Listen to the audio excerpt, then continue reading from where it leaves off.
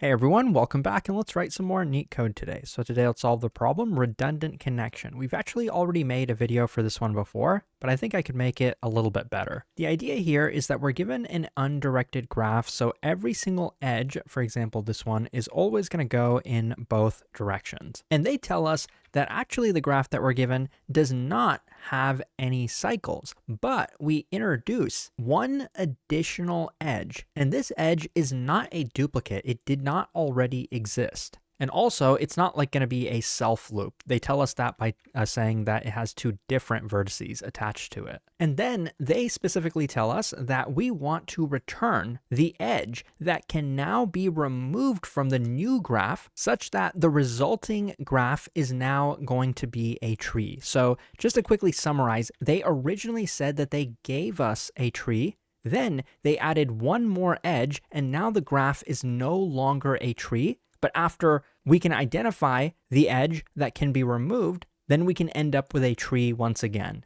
And it might be possible that there are actually multiple edges that could be removed. And so if that's the case, they tell us that among all of the edges, we would return the last one. So this problem has a lot to do with graph theory. That's why I think this is actually a fantastic problem, because they intentionally word the problem in such a way that you need to know certain things about graph theory. And I'll try to cover those as best I can in this video. But also, if you just want to learn more about these things in general, you might be interested in the DSA for beginners or the advanced algorithms courses. So the main facts about a tree are that it is generally connected and it does not have cycles. So what they're telling us is that they originally gave us a graph that was connected and did not have cycles. Then they introduced one additional edge. In this example, I guess that edge was this one, 2, 3, and now the graph is no longer a tree. And it makes sense. If you got rid of this edge, we would have a tree. You could draw it this way. I guess it would probably make more sense. You put like the 3 over here and the 2 over here. Now it probably looks like a tree to you. But keep in mind that for a graph like this one over here, I guess the edge that we are removing is this one, 1, 4. And this might not look like a tree, but if you were to rotate it and redraw it, it might look something like this, where you have a 2 connected to the 3 and the 1. The 3 is connected to the 4 and 1 is connected to 5. So when you draw it this way, it kind of looks more like a tree. It doesn't necessarily have to be a binary tree. We could have a graph that looks like this. That's also considered a tree. So just keep that in mind. So now it's easier to interpret the problem. When they tell us that we want to remove an edge from the graph to make it into a tree, now we kind of know what we're looking for. We want to remove an edge so that we eliminate any cycle that is in the graph, because we do not want to have cycles. So knowing that, when you look at this first example, it's actually possible to remove this edge and then we end up with a tree. And we could also remove this edge and then we also end up with a tree. We could also remove this edge and we also end up with a tree. So why is the solution 2, 3? Well, that just happens to be the last edge in this list. When we look at this problem, we can identify the cycle pretty easily just by looking at the graph. We see that this is the cycle here. So probably we could remove this edge or this edge or this edge or this edge to eliminate the cycle. We can't really eliminate this one because it's not really a part of the cycle, and then we would end up with a disconnected graph anyway, so that's not going to help us. So now among these 4 edges, which one should we eliminate? Probably the one that shows up last. So I guess these are the first 4 edges, these 4, and the last one is 1, 4. So that's the one we eliminate. These are the edges that are a part of the cycle. We eliminate the last one. That's what we return. So now this problem has become a cycle detection problem. We just have to detect the cycle, or at the very least, identify all of the edges that belong to the cycle in the graph, and there's guaranteed to be a cycle. So don't even worry about that. There's guaranteed to be a cycle based on the problem description. So if you were to identify that these are the edges belonging to the cycle, then one thing you could probably do to solve the problem is just iterate over the input list in reverse order and just check, is this one a part of the cycle? Well, it's not. And then you could go to the next one. Is this one a part of the cycle? Well, yes, it is, because maybe we threw those edges into some kind of data structure like a hash set. That is a perfectly valid solution. And you can see the code for that solution directly on Leetcode.io if you are interested. It should be available in most languages, so probably your language of choice. But I want to take advantage of this problem because there's actually a more natural solution to this problem. It involves a relatively advanced data structure called the disjoint set, or I prefer to call it just union find, because union find can also be used to detect cycles. I'm not going to go super in depth into exactly what this data structure is. We will be implementing it in the coding part of this problem. If you do want to learn this data structure more in depth, you could consider checking out the advanced algorithms course on Leetcode.io. It has a video, practice problems, as well as this article and a bunch of animations and things to make it easier for you to learn, code snippets in most languages, but you definitely don't have to. So if this is interesting to you, you can consider it. But anyways, so union find in the context of this problem is what I'm going to be going over now. The general idea behind union find, I guess I will use this second example to illustrate it. We start out with a bunch of individual nodes. So in this problem, they tell us that we are given nodes numbered from 1 to n. You might be wondering, well, what exactly is n? They don't even tell us how many nodes that we're given. That's actually a part of graph theory.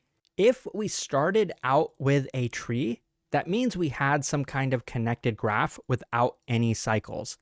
If that's the case, I can tell you that if we had n nodes, we must have had exactly n minus 1 edges. Because you can see that if now I were to introduce one more edge into this graph, assuming we cannot have duplicates, it's definitely going to result in a cycle like this one. And that's always going to be the case. This is just a relatively simple fact of graph theory. And so thus, if by introducing one more edge into the graph, we added a cycle, we can guarantee that the number of edges is exactly equal to the number of nodes. So it's not a coincidence that in this example, we have 5 nodes and we also have exactly 5 edges, because we're guaranteed that there's only one cycle in the graph. And before we added a edge, there was not any cycle in the connected graph. If we were to add one more edge, that could cause problems because then we might end up with multiple cycles, and that is not what we have to deal with in this problem.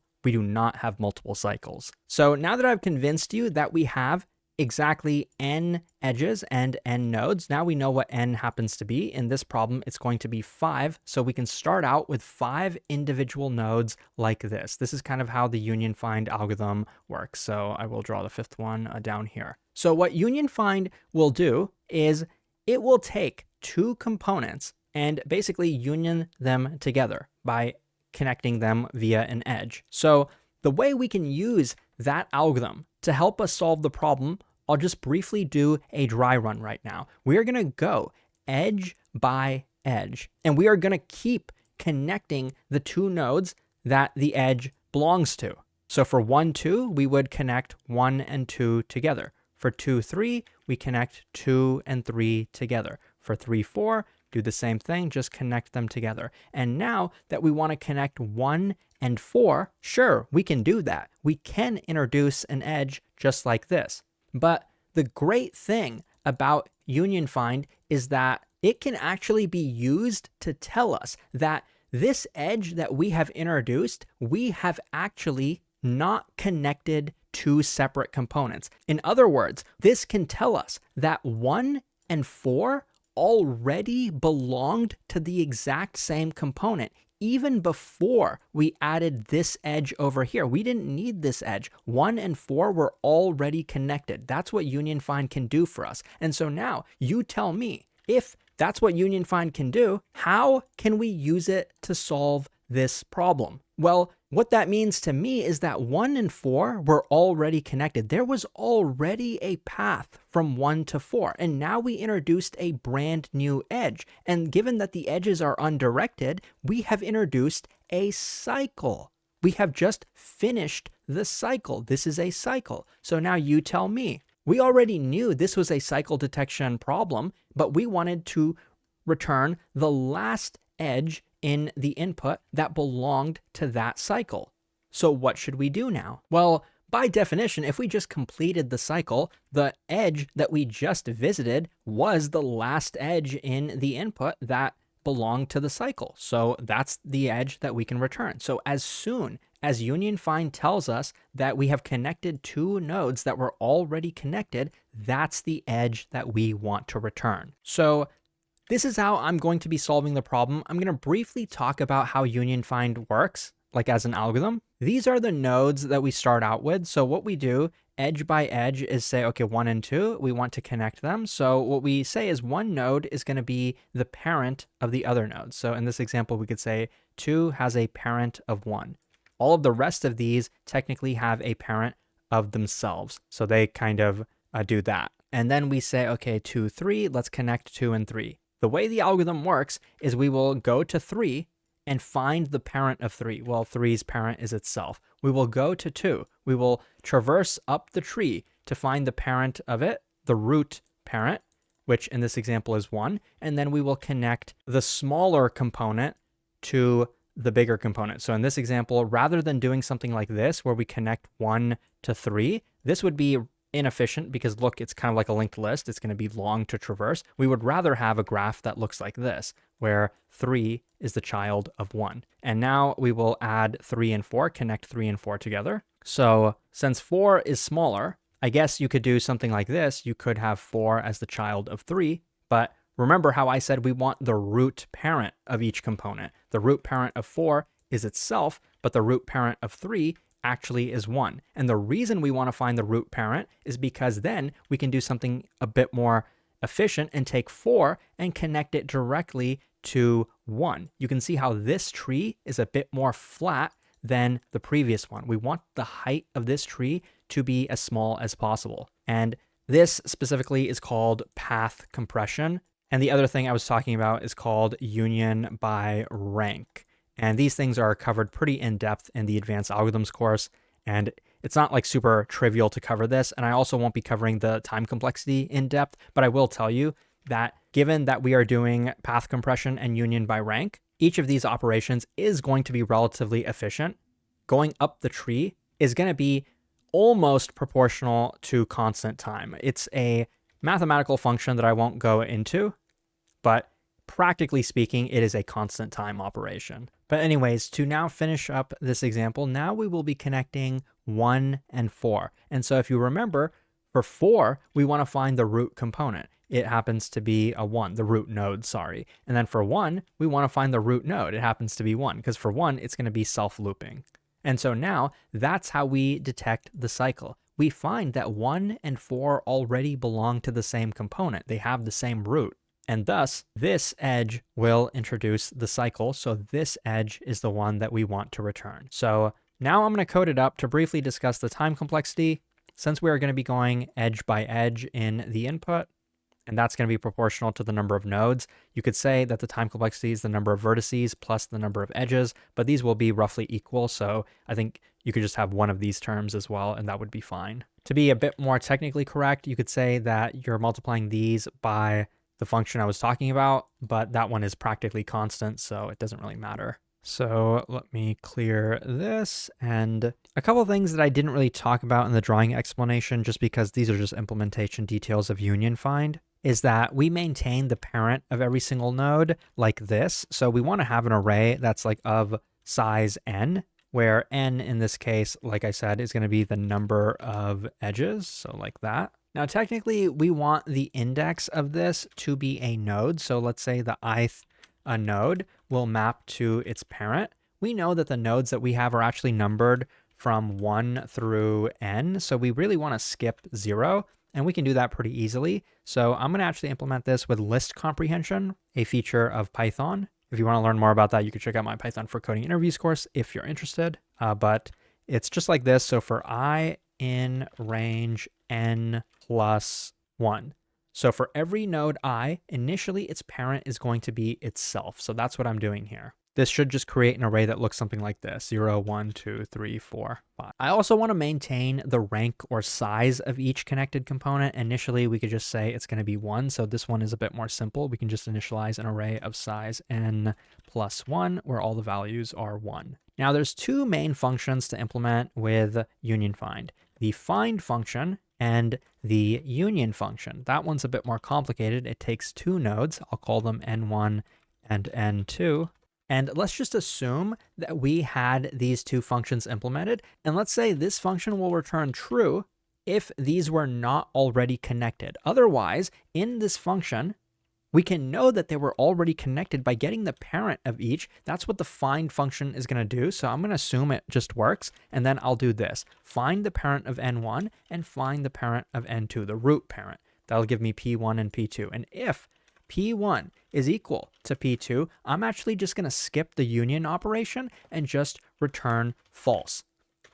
I guess I could have completed the union operation as well, but in this problem, we don't really need to. So technically, this isn't a correct implementation of union find, but it works in the context of this problem. So I have my return false and I have my return true. So assuming that these two are fully working, this is how I could finish the problem. I could go edge by edge and unpack the two nodes within each edge. And then I could do this, union them together. And if this returns false, if not the return value of this, then I'm going to return this edge. This was the edge that was redundant. So that's pretty much it. And now to actually implement these two functions, this one isn't too bad. We could do it iteratively, but doing it recursively is a bit nicer because we can do something like this. We can check if n is already equal to its own parent, then we can stop. Then we can just return itself, or you could write it this way as well, parent of itself. Otherwise, we want to find the parent of itself. So we can pass in its parent and just keep going up the chain, like recursively. And then the return value of this should be the root parent. And so I want to set the parent of the current node to be that. So this path compression going up the chain, it will set every single node that we encounter, and it'll change the parent of each node to be the root node. And then from here, we can just return the same thing that we were returning up here. One little way to condense this piece of code is to see that this is duplicated down here. So we could actually change this to a not, and then within that function, or in that if statement, we could move the function call there. And if this doesn't execute, we'll end up returning the parent anyway. And if it does execute, then we'll return the parent. That's why I'm not changing this to be return n. I want it to be return parent of n. But that's just a minor change. You could leave it the other way as well. Now to finish up the union function, we want to perform a union by rank. So what we want to say is if the rank of P1, for example, is greater than the rank of P2, then we want P2 to be a child of P1. So we could say the parent of P2 is going to be P1. Otherwise, we do the opposite. The parent of P1 can be set to P2. We also then want to update the ranks accordingly. So if I took P2 and it became a child of P1, then the rank of P1 just increased by whatever the rank of P2 happened to be, and vice versa down here. So I'd move this and change that to P2 and this to P1. So this is the entire code. I'll go ahead and run it. You can see here it works, and I promise you that it is pretty efficient. If you found this helpful, check out Leetcode.io for a lot more. Thanks for watching, and I'll see you soon.